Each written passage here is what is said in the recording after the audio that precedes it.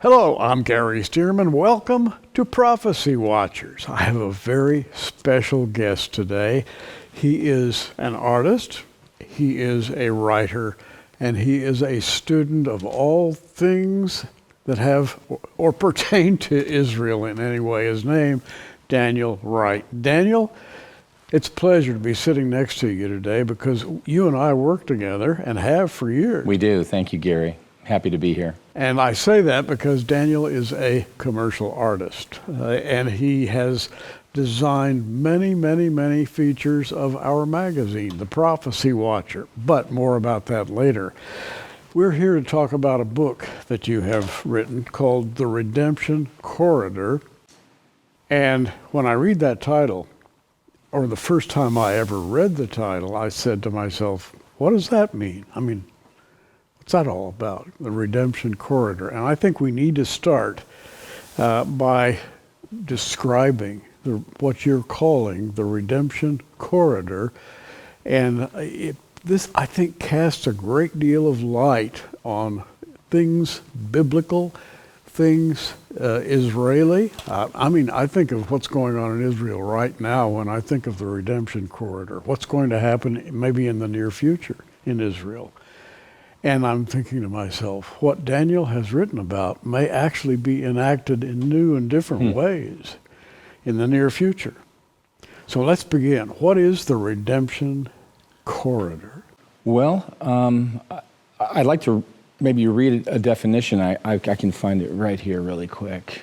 This is from the beginning of the book, but this is what it is. The Redemption Corridor is centered in Israel's biblical heartland, actually between Jerusalem and also in Jordan and Mount Nebo. Centered in Israel's biblical heartland, there is a narrow strip of terrain which I believe is a chosen region above all others on the earth. This unique swath of territory was exclusively selected by the God of Israel for his own sovereign work of both implementing and commemorating the redemption of the human race. I call it the Redemption Corridor, mainly because it's involved in the redemption story and because it is a narrow stretch. It's like a corridor, it's like a pathway. And it seems to be starting on the east and kind of ending on the west. So it's a space where transition occurs. But it's more than just ending in the west. It ends at a very special place in the west, right? Yes, sir. At Jerusalem. At Jerusalem. Right, the Jerusalem Basin. And so one part of the line would begin over in the east toward Mount Nebo, and then if you track to the west along that line, you'll eventually end up in Jerusalem. Correct. So what you have is an east-west corridor or strip of land along which certain very significant things have happened. That's biblically correct. speaking. In other words, do biblical events have a connection that I can visualize? And I never thought of it before. And suddenly here it is in a map. And by the way, your book is accompanied by a map which shows the corridor and the significant events along that corridor. And let's just talk about some of those right now. You mentioned Mount Nebo. Sure. So I broke this rectangular stretch of territory into 4 chunks just for organizational purposes. They seem to happen in these clusters. Now, they don't happen at the same time in history. And all of the stories that I put them together in what I call an inventory. Also at Mount Nebo, I talk about the events involving Moses' life, the last years of his life, his viewing of the land of Canaan from Nebo. There is a portion from the lifetime of Jeremiah the prophet. 2 Maccabees chapter 2 describes in 8 or 9 verses that Jeremiah was led by God in an oracle, a command, a message to spirit away the Ark of the Covenant, the long missing Ark of the Covenant over into the land where God had shown the promised land of Israel to Moses and hide them in a cave. So I articulate that as happening at Nebo. And then the last section at Nebo that I talk about is the transfiguration of our Lord Jesus. So, and I have some pretty in-depth descriptions as to why the transfiguration didn't happen at Mount Tabor up in the Sea of Galilee area. It didn't happen on the slopes of Mount Hermon, which is another theory, but that it happened very sensibly at Mount Nebo. That's where I believe it happened. So that's the first packet over there on the east. Now, as you're talking, I'm thinking back to a trip to Israel and standing on the Temple Mount and looking to the east. And I didn't know it at the time, but I was looking along that line. Yes, you were. That I was with you that day. Yes, sir. the line centers the corridor as you move east toward Mount Nebo. Correct. And so all along that line, very significant things have happened to Israel. It's fascinating when suddenly you come to consciousness about this. I was thinking about the children of Israel crossing over to get into Israel after the wilderness wandering, and they came back into the land, and that they're within that corridor when they did. Well, to be honest, they're in the corridor. Surely they're on, they occur. That site occurs on my map, but they are not. So there's a couple of axes that are important to keep in mind. A direct, using a modern compass, a modern digital compass instrument. There is a thing called cardinal east, and if you're standing right in front of the Dome of the Rock on the Temple Mount, you hold this compass in your hand, directly east. Just imaginatively going through the Mount of Olives eastward, does not touch Mount Nebo. It's a little bit north of Mount Nebo. Mount Nebo is a little bit to the south, couple of degrees. But it's still within that corridor. Yes, sir. And then there's a northern axis that is the axis of the temple. So a center line, right from the most holy place eastward, out of the temple, aligned with the way the building is pointing. It goes out across over to Jordan, and it's way north of east by about 6.5 degrees. With regard to the children of Israel, that entire event, their crossing and where they crossed is actually pretty much quite a bit further north where they crossed the Jordan River. It's not on, I'm just saying it's not on the temple axis. Yes, sir. Yeah. But it's in the corridor. That's also why I ended up making it a corridor. You asked earlier, why'd you make it a corridor? Well, it was because the axes were limiting, and the events needed to be in a little bit wider space. Now, if you follow the line from Mount Nebo, you'll be heading toward Jerusalem, and you'll pass the Dead Sea, and you'll be just at the north end of the Dead Sea. That's correct. Many tourists to Israel have driven a little highway that comes down from Jerusalem and goes around the north end of the Dead Sea, and I think a lot of tourists, have visited that area. And without realizing, we're in a sort of a wonderful corridor where many, many things have happened in the last 3,000 or 4,000 years. And as I read your book and look at this map, suddenly it dawns on me, our God is a God of method, a God of precision. And he's doing things that we have a very dim recognition of. And yet, when you see this, your mind begins to go, wait a minute, I have missed this all my life. We're familiar with these stories. We are familiar with them. But the context of where, it isn't just that the stories occurred, it's where they occurred that have merit and make them interesting. Incidentally, just the northern edge of the Dead Sea that you're talking about that's right there is also obviously where Qumran is. So where this enormous cache of Dead Sea Scrolls were found in 1948 and in the early 1950s that have done what? They absolutely validated the Holy Scriptures. At that time in the 40s, by 1,000 years, they suddenly had manuscripts that virtually matched the Masoretic text. Suddenly 1,000 years older, and they're found in this corridor. In the redemption corridor. In the redemption corridor, yes. Now, you could have called it the sacred corridor. You could have called it a number of different things, but you chose to call it the redemption corridor. And how did you come up with that title? Well, that's a good question, and I thought about it a lot. There were a number of titles that I considered, but I think that the main thing I was trying to point out, because this is not really a Christian book.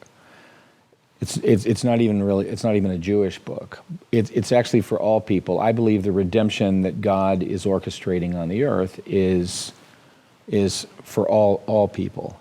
Obviously, it is. The Jews look at it through a different lens than the Christians look at it through, but God is above those views. My intent is that for the Christian, I want to encourage them and bless them with this knowledge that there is this so-called Old Testament connection, but for the Jewish reader, I wanted to make certain that they understood that the whole concept of redemption that is wrought in Jesus of Nazareth is tied to a pattern that was revealed to Moses. Now we're going to pause here, and I want to say we're talking to Daniel Wright, and if you've seen The Prophecy Watcher and noticed the beautiful design work, the covers, the design on the inside of the magazine, very pleasing. Daniel Wright is our artist, and he does a marvelous job. Let's pause for a moment, and I'll tell you how you can get a magazine for yourself. The Prophecy Watcher. Everything that we're doing at Prophecy Watchers is vital because Bible prophecy is coming to pass right before our eyes. And it has never been more important for believers to understand what the Bible says about the days that we are living in. In case you haven't noticed, the whole world is spinning out of control, but we are not surprised because many of the things taking place were prophesied in the Bible thousands of years ago. That's why we want to offer you a very special subscription to our magazine, The Prophecy Watcher, that will keep you on the cutting edge of Bible prophecy. Stay informed on prophetic world events. Follow the nuclear threats from Russia and Iran, China's march to world domination, the likelihood of another global pandemic, the rise of artificial intelligence and transhumanism, war in the Middle East, the UFO phenomenon, and the latest technology preparing the world for the mark of the beast. The Prophecy Watcher magazine features articles from leading prophecy experts like Gary Stearman, Mondo Gonzalez, Thomas Ice, Randall Price, L.A. Marzulli, Bill Salas, and many others. With your gift of $50 or more to support the worldwide outreach of Prophecy Watchers, you will receive 12 issues of the magazine in either print or digital format. You will also receive 10 bonus DVDs that feature in-depth teaching on the ancient book of Enoch, heaven and the New Jerusalem, the biblical case for the rapture, a look at how God put the gospel in the stars, what really happened at the Tower of Babel, and Ezekiel's prophecy on the battle of Gog and Magog. This special offer is available anywhere in the United States with free shipping included. Don't wait. Pick up the phone right now and call the toll-free number on your screen or visit us at prophecywatchers.tv. Stand with us today and help us take the message of Christ's soon return to the whole world. Let's continue talking to Daniel right now about redemption, the redemption corridor. We started at Mount Nebo. We're moving along this line. We've passed along the north end of the Dead Sea. We've passed the area, the site of Qumran, where all of the treasures were kept. And I don't think all those treasures have been found. I agree. There's more. And along this corridor. And we're moving now toward Jerusalem. So what happens as we get closer? Well, as we climb up to Jerusalem, there's a number of things that occur. It's actually the third section in my table of contents. I call it the Judean Wilderness ascent. So I mentioned Qumran there. There's a small section on just the traversing up to Jerusalem, the whole idea of going up to Jerusalem. Right. And so we know in the New Testament there's the story where immediately after Jesus is baptized, he is sent by the Spirit into the wilderness. Yes. Well, this wilderness that he's sent into is, I think, southwest of Jericho, and it's in this corridor. So he spends about 40 days out there, and he comes in contact with the tempter. Satan comes to him and tempts him. Well, these events occur in this redemption corridor, and it's interesting to me the response that Jesus had to the devil every time he's harassed. He quotes from the book of Deuteronomy, and all of his answers to him are from Deuteronomy, the law of Moses. So, and then there is the whole, and this is very, very, very complicated. There's a number of pages describing it. There's the annual Day of Atonement, which occurs, and part of the Day of Atonement ritual, which was revealed to Moses back in the wilderness days, where they take a goat that has had all the sins of the people laid upon it, and it is escorted out of the camp, out of the city, and out into the wilderness to be left to perish alone in the wilderness. And this is what when Jesus was out there. They're in the same location. I'm not saying they were in the same location at the same time, but positionally it's in the same location, and I believe that is not accidental. Now I'm looking at the map that comes with the redemption corridor, and we're moving along this line, and you call it the temple axis line. Yes, and sir. as we move from east to west, we find ourselves coming across the very famous geographical area involving a mountain, a valley, and then the Temple Mount. And so many biblical things have happened along that line, and it's just the way you've got it laid out. It suddenly comes to life. It's marvelous. So where are we now? Well, the fourth section, I call it the land of Moriah and Jerusalem. And so the thing is, the events are important, but they didn't happen at the same time in history. So you've got the point of time where Abram meets Melchizedek. Yes. That happens in the corridor. There is the covenant of the pieces, which is the covenant that God makes with Abram, where he divides some animals opposite one another. I have a diagram in the book that explains that this was an east to west division of these animal parts.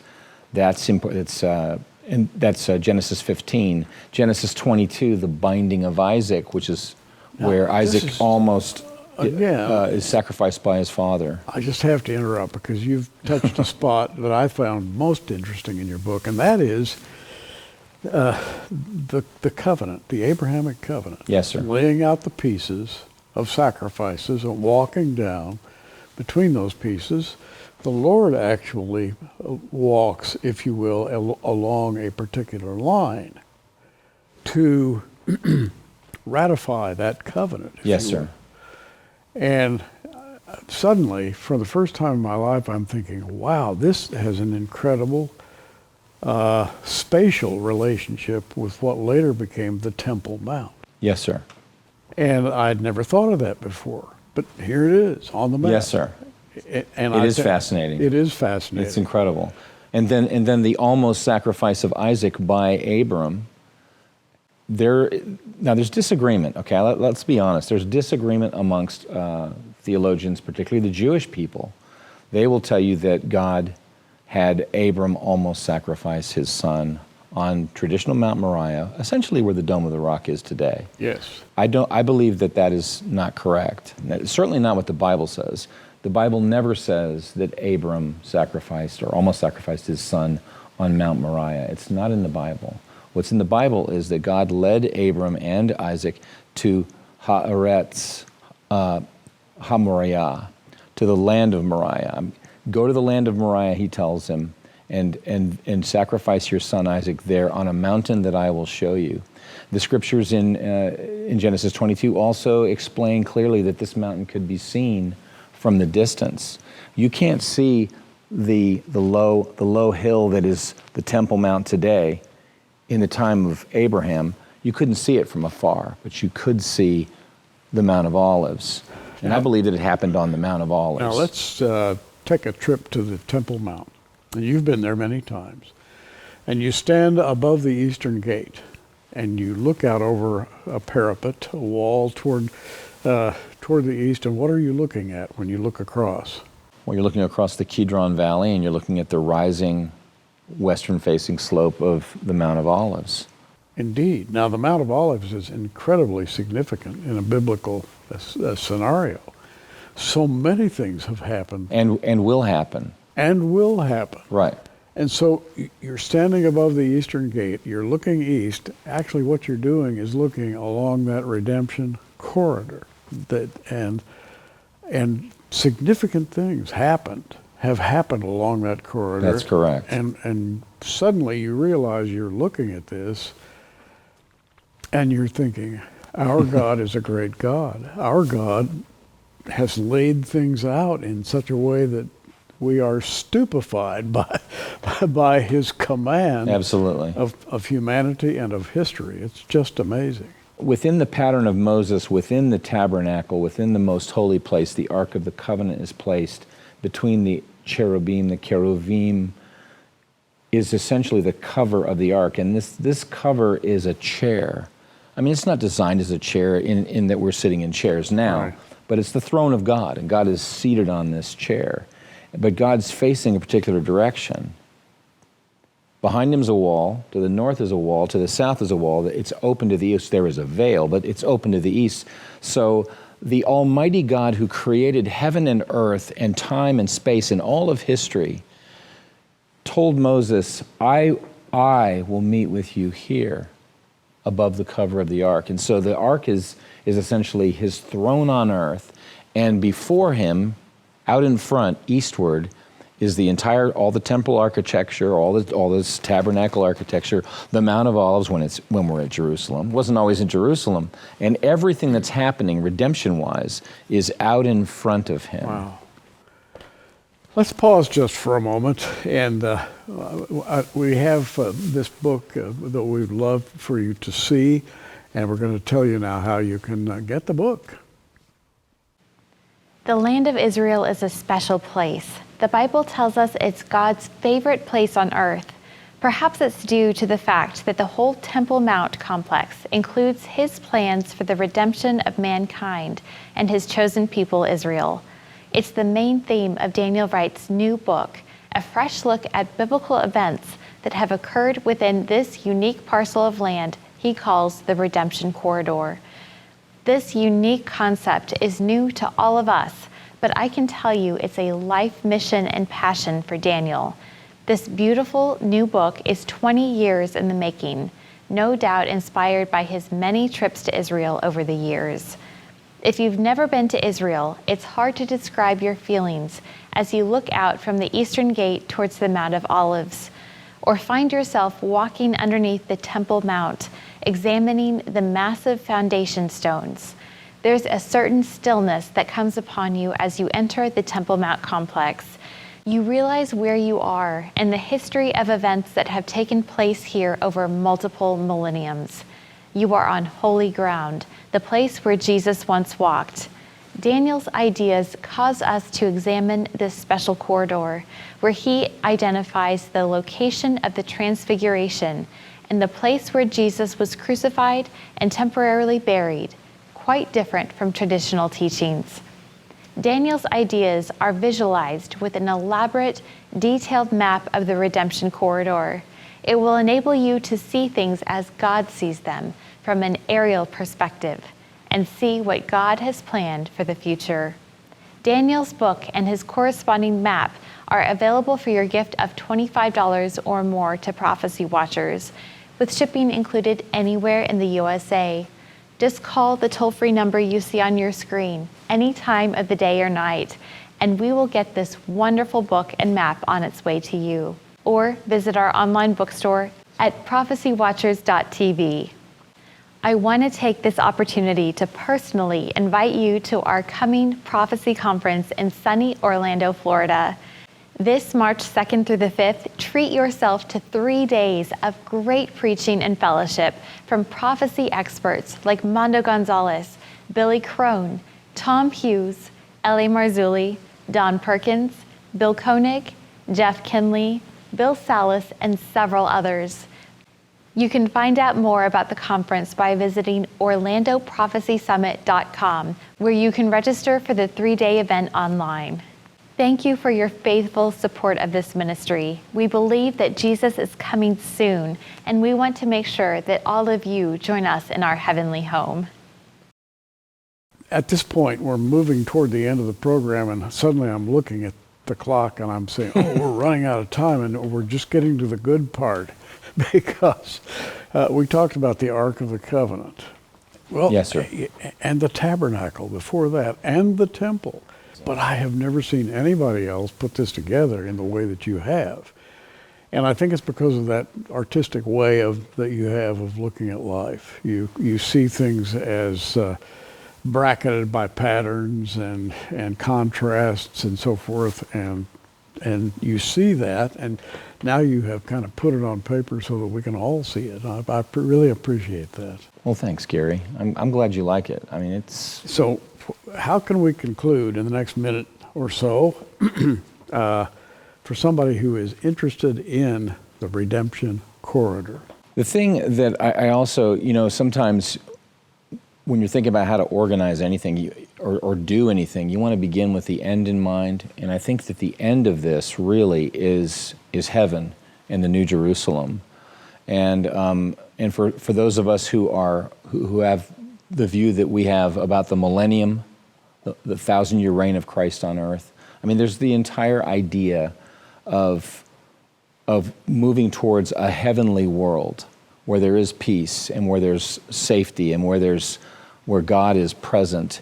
And when I think about the New Jerusalem, particularly as it's described in Revelation 21 and 22, it's like the goal of history, the goal of human life and history. And this pattern expands and extrapolates and enlarges up into what is the New Jerusalem eventually. I'm not talking about my book. I'm talking about the pattern that God gave Moses in a ragged desert environment, extrapolates through time, through the end of Revelation 21 and 22, to be a heavenly city that's 12,000 furlongs by 12,000 furlongs. It's actually the Holy of Holies, extrapolated up to be an enormous heavenly city. And this pattern is, I think, almost like the main street in it. With God, there are no accidents. No, there's not. And as we talked about the tabernacle earlier, we talked about how it faces to the east, and I'm thinking,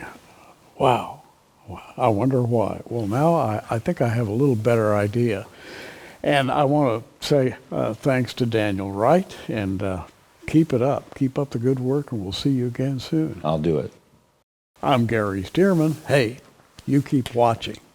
We are.